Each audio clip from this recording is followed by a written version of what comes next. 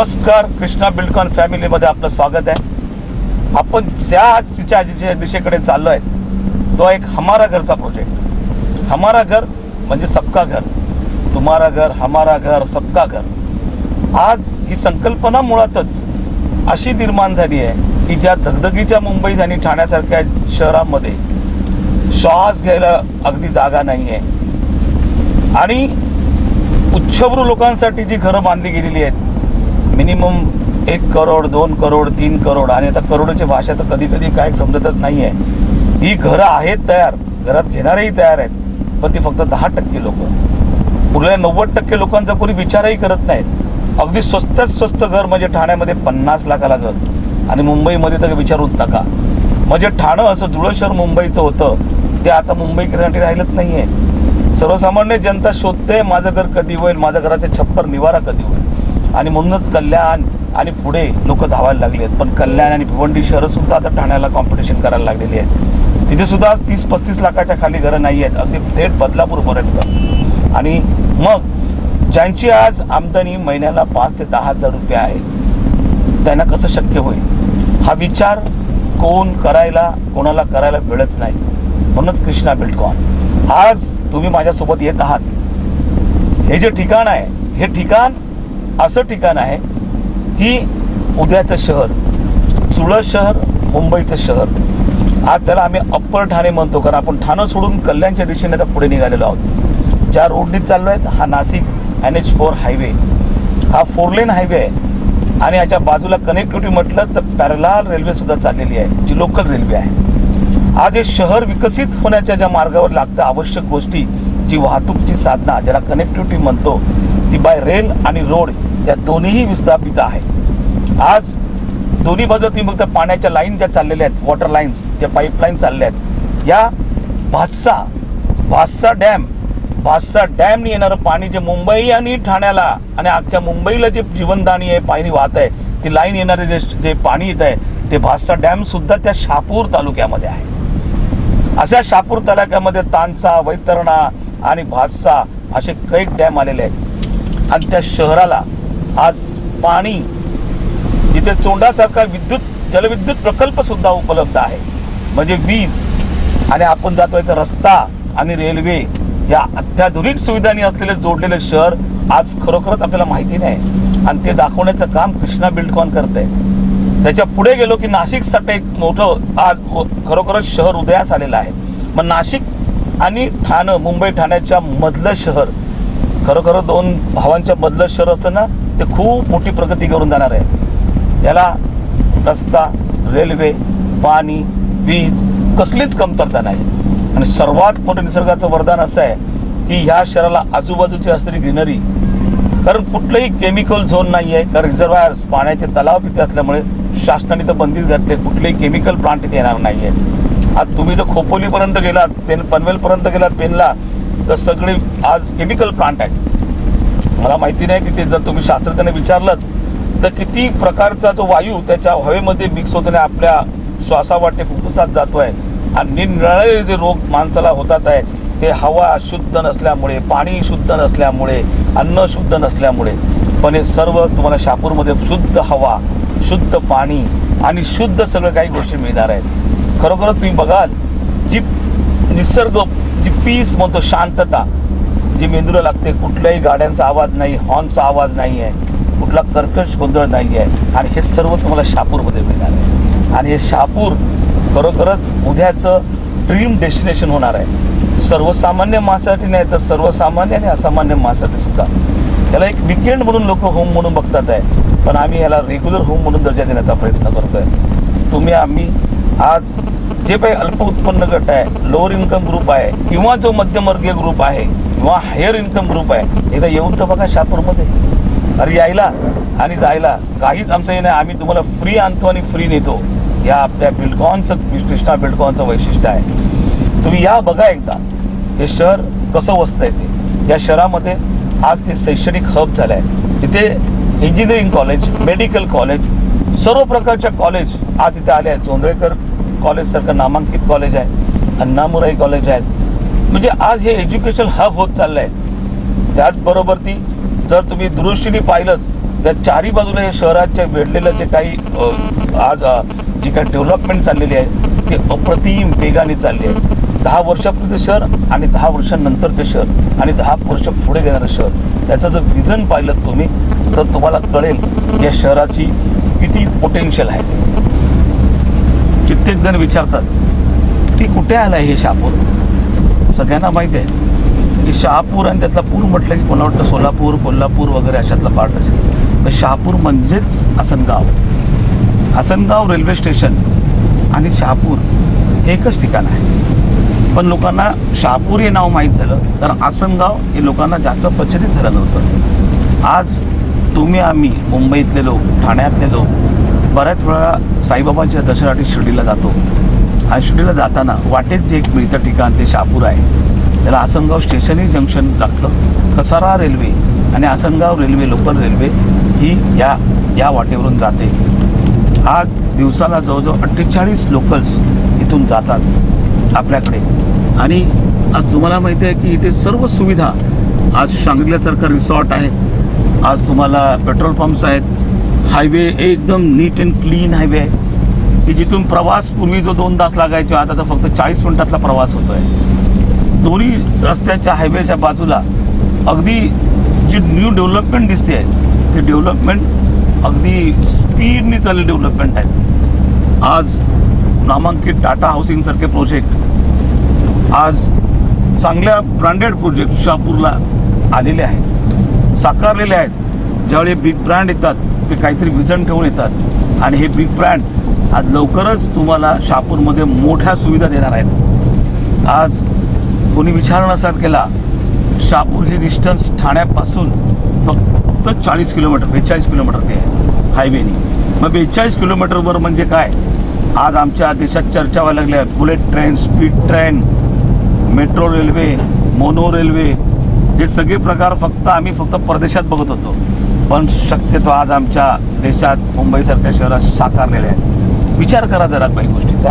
तर या हायवेनी अशी जर बुलेट ट्रेन किंवा मेट्रो रेल किंवा अशी अंडरग्राऊंड स्पीड ट्रेन जर धावू लागली, 40 किलोमीटरचा प्रवास म्हणजे काय असणार आहे. 40 किलोमीटरचा प्रवास जी ताशी आम्ही परदेशात पाहिलो आहे, 350 किलोमीटर पर आवर स्पीडने धावणाऱ्या ट्रेन धावतात.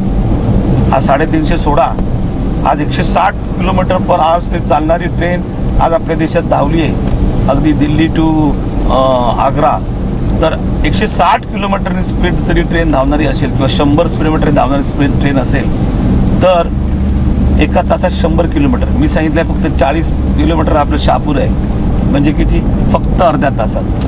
जर अर्ध्या तासात जर शहर धावणारी ट्रेन जर तुला झाल्या, बुलेट ट्रेन किंवा या, तर हा प्रवास म्हणजे काय असणार आहे. माणूस, सर्वसामान्य माणूस आपला प्रवास सुखकर होईल, वेळ वाचेल, आरामदायी होईल आणि स्वस्त प्रवास असा जर झाला तर कोणी कुठल्याही कानाकोपऱ्यात जायला तयार होईल. आणि हे ध्येय ठेवून कृष्णा बिल्डकॉननी या प्रोजेक्टची आखणी केली आहे. तुम्हाला तुमच्या आमदानीच्या पटीत, काही पटीतच तुम्हाला तुमचं स्वतःचं सुसज्ज घर, सेल्फ कंटेन घर, कमी पैशात घर, ज्या कॉम्प्लेक्समध्ये सुविधा असतात मोठ्या मोठ्या. आज बघितलं हिरानंदानी, लोढा, रुस्तमजी, हे कॉम्प्लेक्स बघितलं, कोणालाही प्रेमाचा आनंद होते माझंही घर असावं या कॉम्प्लेक्समध्ये.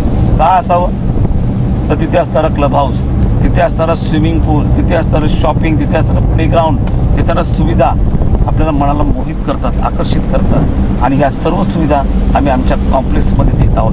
त्या फक्त कोणाला माहिती आहे, फक्त आणि फक्त सर्वसामान्य जनतेला.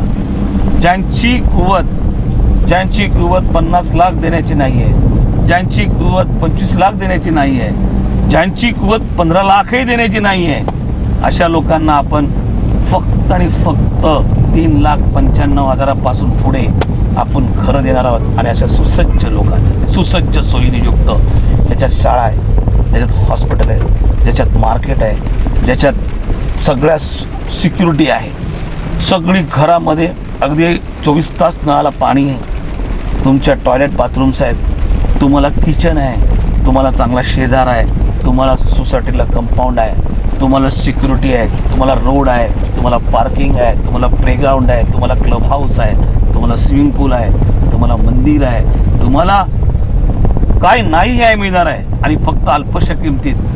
मी मुंबईकर आहे, मी पाहिलंय. माझ्या बिल्डिंगच्या खाली मला एक पार्किंग घ्यायची असेल ना, मला 5 लाख मोजावे लागतात. 5 लाखात पण मिळत नाही, अवेलेबलच नाही आहे. आज 5 लाखामध्ये घर मिळते, 5 लाखापेक्षा पण लाख रुपये कमी.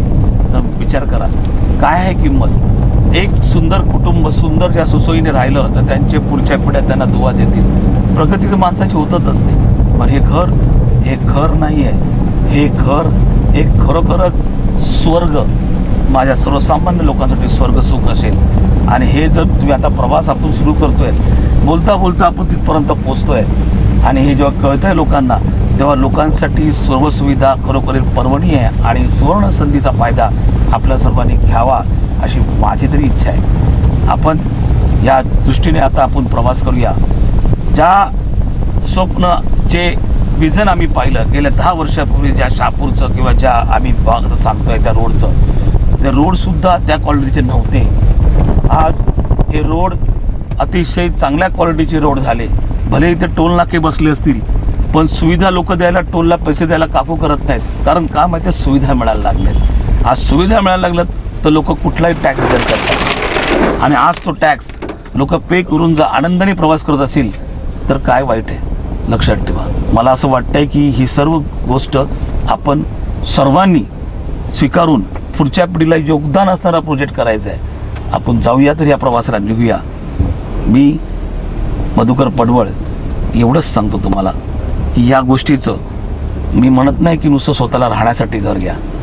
हे घर हे स्वतःच्या राहण्यासाठी असेल, एक विकेंड होम म्हणून असू शकतं, सेकंड होम म्हणून, एक तुमच्या आईवडिलांसाठी असू शकतं.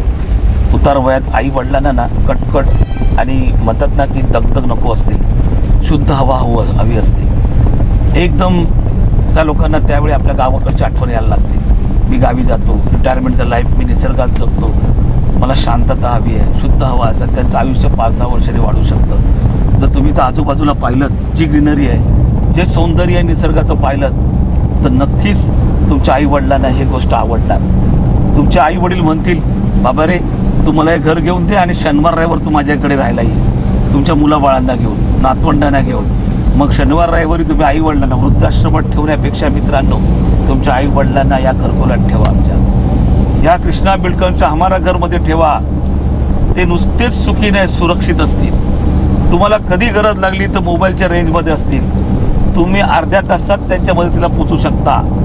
आज कुठलेही अद्ययावत हॉस्पिटल, जसं आज ठाण्यामध्ये आमचं जे ज्युपिटरसारखं हॉस्पिटल आहे, ठाण्यामध्ये सर्व सुखसोयी आहेत, मॉल्स आहेत, विवेना मॉल आहे, हे सगळे मॉल्स आहेत, सुविधा आहेत. ठाण्यात मुंबईच्या 1 तासाच्या अंतरावर तुम्ही त्यांना घेऊन त्यांना फिरायला येऊ शकतात, ते येऊ शकतात.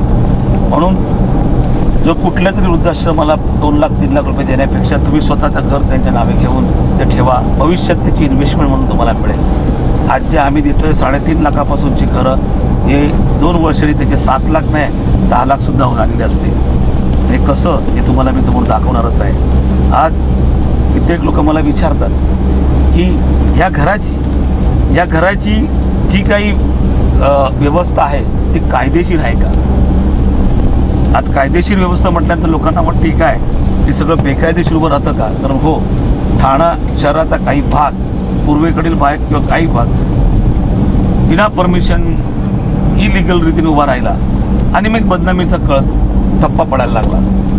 पण मला सांगावं असं वाटतंय की कृष्णा बिल्डकॉन प्रोजेक्ट जो करते आहे ते स्वतःच्या जमिनी, लिगल ओनरशिप, सातबारा स्वतःच्या नावे असलेला, जनरल जमीन, कुठलाही आदिवासी, कुठलंही फॉरेस्ट, कुठल्याही काही गोष्टीचं त्याला हे नाही आहे. क्लिअर कट टानपणीच्या परमिशन घेतलेल्या कलेक्टर अप्रूव्ड प्लॅन, ज्याला सरकार मान्य म्हणतो प्रोजेक्ट. आपण ज्या प्रोजेक्टला 45% जागा आम्ही रिझर्वेशनमध्ये दिली असते. रोड, पाणी, लाईट, रिझर्वेशन या सर्व टाउन प्लॅनिंगच्या नियमाप्रमाणे सोडून जागा केलेली असते. म्हणजे एक घरामध्ये शुद्ध हवा, खेळत्यावर राहण्यासाठी असताना, मोकळा श्वास घेण्यासाठी असलेल्या 2 घरांमधलं अंतर, हे सर्व तुम्हाला याच्यामध्ये मिळणार आहे. आणि या घराची जर तुम्ही बघाल तर रचना बघाल अतिशय सुंदर आहे. जर पैसे असतील तर घर आपण 1+1 करून मोठं करून टेरेसवरती बांधू शकतो. अगदी संध्याकाळच्या वेळेला चांदण्या रात्री टेरेसवर बसण्याची मजा आहे ती काही औरच आहे. आणि हे सगळं मुंबईच्या घरामध्ये नाही मिळत आणि हे तुम्हाला तिथे मिळणार आहे. म्हणून आपण या घराकडे जेव्हा बघाल तेव्हा नुसतं हे घर मला नको आहे म्हणून असं बोलू नको ना. तुम्हाला, तुमच्या नातेवाईकांना, मित्रांना, तुमच्या जवळच्या सर्व लोकांना याची गरज आहे. आणि हे गरज कशी आहे हे मी तुम्हाला आता साहित्य ग्रंथात दाखवेन. ही घराची रचना, घराच्या आजूबाजूचं सौंदर्य हे खरोखरच अवर्णनीय आहे.